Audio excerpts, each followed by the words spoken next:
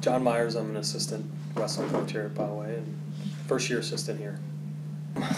Long story. I actually started when I was 3 years old in Connecticut. My father was a coach, had two older brothers who were wrestlers also, and my father coached a kids team, and he started 3 or 4 high schools in Connecticut, so it was kind of in the family. And had my first tournament at 5 years old, and from then on I just went on and kind of in the stage now where I'm giving back to wrestling. I think done competing, and after college I went back to Connecticut and I was a college coach for 5 years there, and then moved out to San Diego.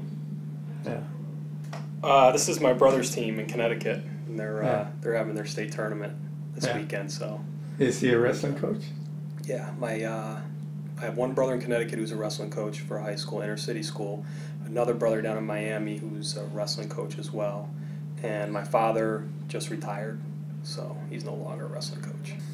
It's hard to say. You go some places, the East Coast is a big area. If you go some places, it's bigger, I think. Some people consider Pennsylvania the East Coast, out east. I think it's bigger there in Pennsylvania. Some places in New York it is. New Jersey's real tough. But the New England states, it's not very big. You go down south to some of the states, Georgia, Florida, those states are growing right now, but it's not as big as here in California. Midwest, when I saw in Minnesota, it was incredible. They have the biggest state tournament in the country, and it's real big there, real big in Minnesota. Iowa, it's pretty big, but the population is spread out. So, I didn't see anywhere that was a lot, more intense than out here in California. Mm-hmm. As far as attendance, I don't know. Oh. I know they call also it. very popular. Basically. Yeah, a lot of fans, and the University of Minnesota is really growing now. They sell season tickets now. They have season ticket holders, and they hold the record now for a couple years ago. I think it was last year with Iowa for the most people at one wrestling dual meet. I think they had 16,000 for that meet. So it's growing. It's growing everywhere, I think. Yeah. Other than that, I don't see a big difference as far as what people think about wrestlers here or there. Mm-hmm. Everybody's going to have their own bias, I think, for their own state or area, and like I said before, I don't see a huge difference in the quality or intensity from the two. Mm-hmm. Again, I think it depends on what town you're in or where what area you're in. For instance, here at Poway, I've worn just a Poway teaching shirt, and people have said to me, we've gotten into conversation, and they've just come up and said, well, I heard they have a great wrestling program there also. Wrestling's really big there, without me prompting them or anything.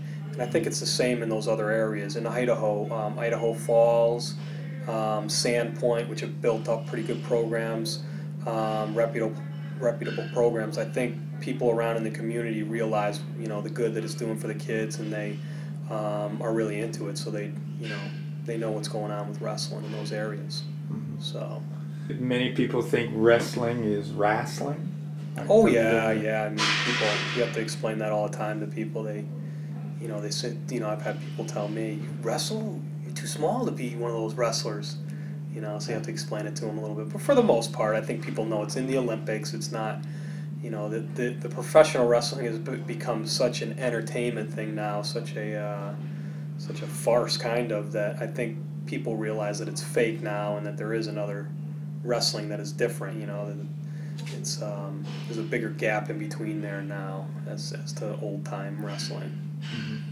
Mm-hmm. Actually, Valhalla, I called up a friend that was a roommate of mine in college, who's from out here. He's actually the coach at Fresno City College now, and I called him up and I said, I'm looking for a job. Where should I go? I'm in San Diego. And he said, you have to go to Valhalla. He said, Glenn Takahashi down there, he does a lot of stuff with the national team, freestyle and Greco-Roman, and very open with everything.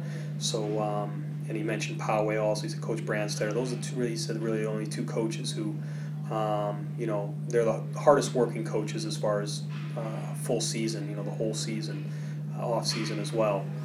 So my first call was to Glenn Takahashi, and I went down and met him, and we talked a little bit about philosophy of wrestling at lunchtime, and he offered me a job then. I guess it's pretty general, you know. What you really, I think the bottom line is why you're coaching, what you want the kids to get out of it is the most important thing. And then later on down the line, you have things like, well, what is your philosophy on technique? What should the kids be learning at the high school level, or competition, things like that. What about the off season? What do you like to do? Do you like to wrestle just freestyle, or do you like the kids to be involved in Greco-Roman as well? Or do you say, hey, this season is from November until March, and then I don't want you wrestling anymore, which some coaches do, and you know, I don't want you to get burnt out. So everything's involved in it. Tough team. Very tough team. I could tell that they were very well coached as far as technique. I don't know if that's going to be your next question, but my viewpoint then was a lot different than it is now. What I didn't see was the hard work that was put in by the coaching staff as well as the kids. I'm amazed by how much Coach Branstetter does, his assistants do, as well as these kids on their own. I mean, the responsibility that they take on their own, it's probably, you know, I'm sure it comes from Branstetter, but these kids are so mature about their wrestling. It's amazing. It really amazes me. When I came in here, you know, a few times in the off season, I'd see 20, 30 kids out here working out on their own, you know, Coach Branstetter in the office or something, and these guys were just drilling just as hard if there was a coach out there yelling, or, you know, some of these other coaches yelling and screaming at them. These guys are, I equate it to, when I talk to people from home, I equate it to like, it's like a small university here, you know, the population at the school is small, but the kids here, even the kids in the classroom at Poway, they want to succeed. I see the administration wanting to succeed, the teachers wanting to succeed, and I didn't see that at other schools where I was before. And you know, the wrestling is just another arm of that. You know, these kids really work hard. I don't think it's an easy formula. I think the bottom line is he works harder than any other coach in San Diego. That's how I actually met him, was in the off season. We were the only two coaches who would see each other every weekend taking kids, and we started talking, and he said, well, you know, told me to come over here. So it's his work ethic, bottom line. There's a lot of other little things that go on. He's real good with the kids. He speaks at a level where they understand. A lot of coaches will talk over the kids' heads. You know, they'll talk about psychology and all these other things, and the kids are kind of, you know, they don't know what's going on. He talks to their level, gives it to them plain and simple. He cares about the kids, definitely has a genuine caring sense about him for these kids. And he knows what he's doing. His technique is great. His technique is very good, and he's always, and the only way you get like that is always, he sees himself as a learner, not as just as a teacher. So I see him all the time asking people, picking people's brains about, how did you do that? What did you do? What did that guy do there? Checking film, going over stuff. And that's so important in the sport of wrestling, because technique is changing all the time. I see some coaches out there using the same technique from the 1970s or 80s, from when I was in school, and in the 80s in high school, and it just doesn't work anymore. And he is always picking people's brains, and he's always getting new technique, better stuff. So, well, obviously he does a lot of things well.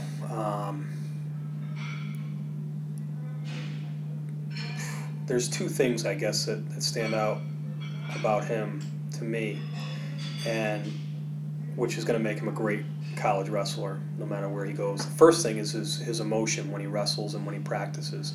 He's always straight-lined. He's always on this even keel, where some kids will be up, too excited, be down, too upset, too mad, angry at the ref, angry at the coach, and they can't get over that. But he is always, no matter what happens, this kid is always, you'll never see his face change during a wrestling match. Always stays the same. And you need that in wrestling, because things are going to go wrong, and just like in life, and you need to bounce back and compete. That's great about him. and also he's a technician at every level, from his feet, riding on top and turning guys, and on bottom. He's got the total package, which will make him a great college wrestler. That's what college coaches are going to look at, and he's an all-around wrestler. Paul is more one-dimensional, but he is one of the best guys, high school guys I've ever seen on his feet. When he's on, he is one of the best wrestlers I've ever seen in high school, and I've recruited all over the country. And I've told college coaches that this year that have asked me. I said, this guy's got the best double leg in the country, hands down. I don't, show me another kid, and he's got the best. Very good on his feet, and also one of the hardest workers I've seen for a high school kid.